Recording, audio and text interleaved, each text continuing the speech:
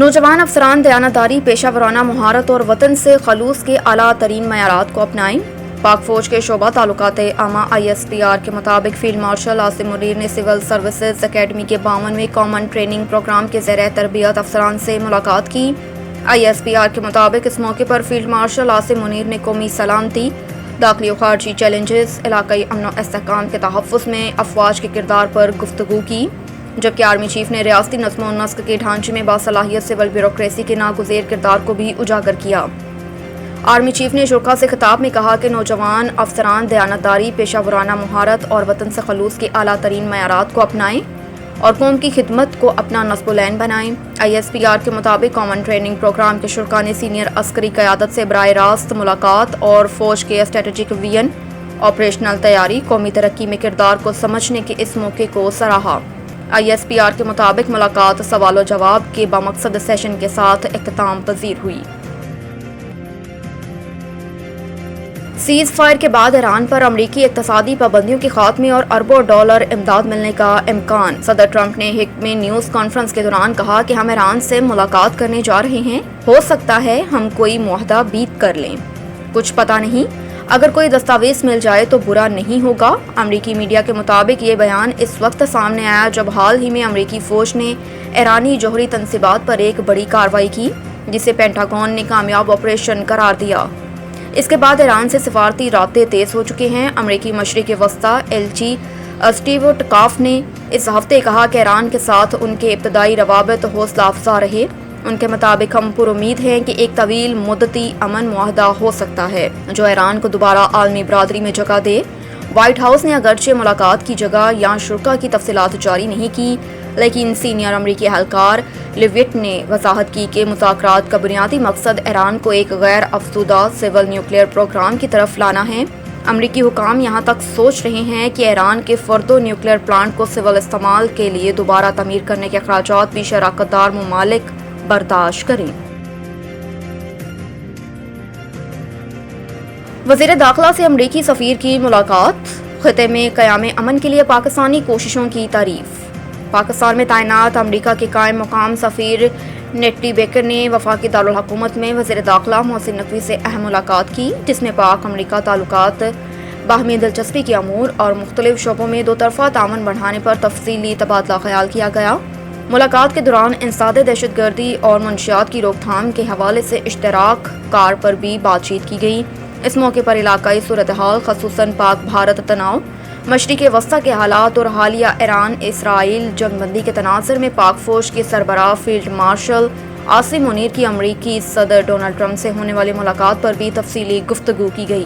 وزیر داخلہ محسن نقوی نے اس موقع پر ایران اسرائیل جنگ بندی کے لیے امریکی صدر ڈونلڈ ٹرمپ کی غیر معمولی قیادت، مؤثر کردار اور مخلصانہ کاوشوں کو بھرپور انداز میں سراہا۔ ان کا کہنا تھا کہ جس طرح امریکی صدر نے پاک بھارت کشیدگی کے بعد ایران اور اسرائیل کے درمیان جنگ بندی میں مثبت کردار ادا کیا، وہ قابل تحسین ہے اور ہمیشہ یاد رکھا جائے گا۔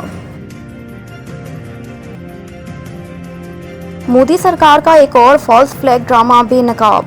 جنگی جنون میں مبتلا حکومت کا پروپیگنڈا ناکام۔ جنگی جنون میں مبتلا مودی سرکار اپنی عوام کو بے وقوف بناتے ہوئے فالس فلیگ آپریشن کی حکمت عملی جاری رکھے ہوئے ہے، جبکہ مودی کے جنگی جنون کو سوشل میڈیا کے ذریعے پھیلایا جا رہا ہے۔ 26 جون کو بھارتی ایکس اکاؤنٹ نے اطلاع دی کہ ادھم پور کے علاقے بسنت گڑھ میں دہشت گردوں اور سیکیورٹی فورسز کے درمیان تصادم جاری۔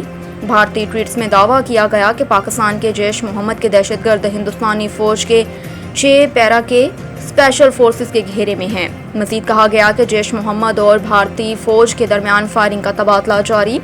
ابھی تک فائرنگ کا تبادلہ جاری ہے، جبکہ حسب روایت بغیر کسی ثبوت کے ان دہشت گردوں کو پاکستان سے جوڑ دیا گیا۔ مودی سرکار مسلسل خود ساختہ بیانیے کو پھیلانے کے لیے فالس فلیگ کا سہارا لیتی ہے، لیکن یہ حربہ اب بری طرح ناکام ہو چکا ہے۔ سوشل میڈیا کے ذریعے مودی کے جنگی جنون کو پھیلانے کی کوشش کی جا رہی ہے، لیکن عوام اب ان جھوٹے پروپیگنڈے سے بخوبی واقف ہے۔ ملک کے مختلف علاقوں میں بارش کی پیش گوئی۔ محکمہ موسمیات کے مطابق اسلام آباد، پنجاب، سندھ، بلوچستان، خیبر پختونخوا اور کشمیر میں آج بارش کا امکان ہے۔ مری، گلیات، مانسہرہ، کوہستان، دیر اور سوات کے ندی نالوں میں طغیانی کا خدشہ ہے۔ شانگلہ، نوشہرہ، سوابی، اسلام آباد، راولپنڈی کے ندی نالوں میں پانی کا بہاؤ تیز ہوگا۔ ڈی جی خان، آزاد کشمیر، موسیٰ خیل، بارکھان کے ندی نالے بھر سکتے ہیں۔ کراچی، سکھر، لاڑکانہ، میرپور خاص، حیدرآباد کے نشیبی علاقے زیر آب آنے کا خدشہ۔ محکمہ موسمیات کے مطابق جھکڑ چلنے سے کمزور انفراسٹرکچر، بجلی کے کھمبے، سولر پینلز کو نقصان پہنچ سکتا ہے۔ شدید بارشوں کے باعث خیبر پختونخوا، مری، گلیات، کشمیر میں لینڈ سلائیڈنگ ہونے کا بھی امکان ہے۔ واضح رہے کہ کراچی میں بارش کے بعد موسم خوشگوار ہو گیا اور بارش سے گرمی کا زور ٹوٹ گیا۔